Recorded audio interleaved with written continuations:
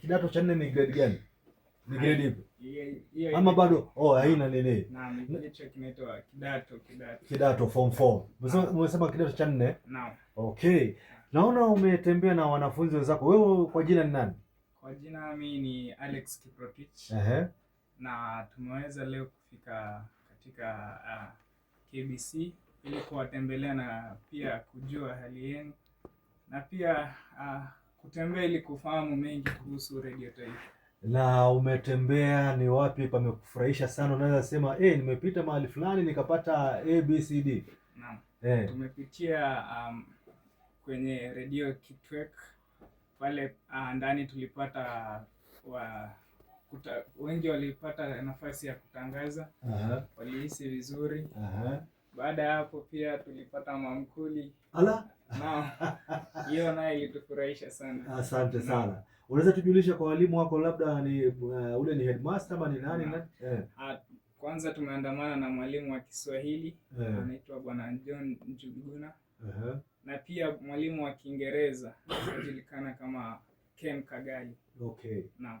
Haya, unasema uko na short presentation, hebu tuisikie. Naam, niko na historia ya shule hii ya Lelwak. Na nitaweza kusema hivi.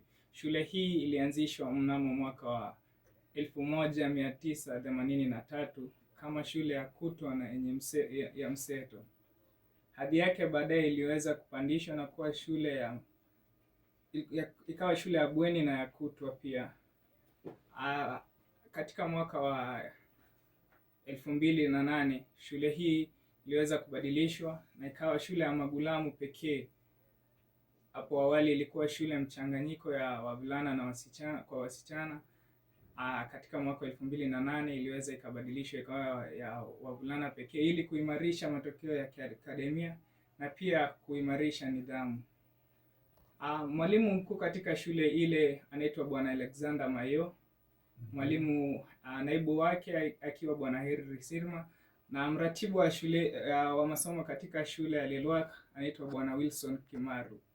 Shule ile ina walimu takriban 40 ambao lengo lao kuu ni kuwakuza wanafunzi ili wapate maisha bora pale baadaye.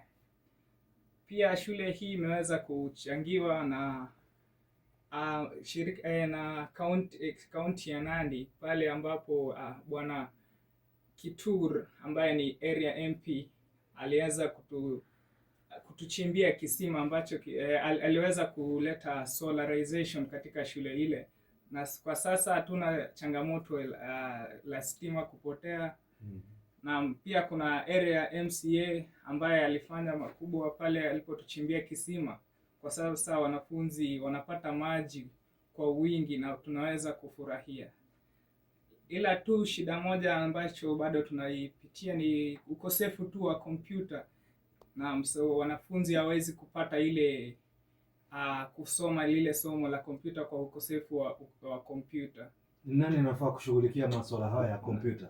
Naam. Tulikuwa tumeahidiwa kompyuta na serikali. Naam, serikali ilikuwa imetuambia itatupa matarakilishi yale, lakini bado hatujapokea kwa sasa. Nafikiri wamepata maoni yako na huenda labda mwaka huu mkapata hizo mnaziita tarakilishi. Na uko na Kiswahili kizuri sana.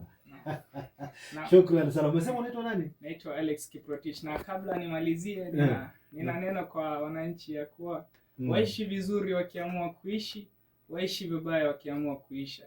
Maisha huisha na kabla yaishe yaishe. Katika kuishi. Hebu rudia tena hiyo. Hebu rudia tena.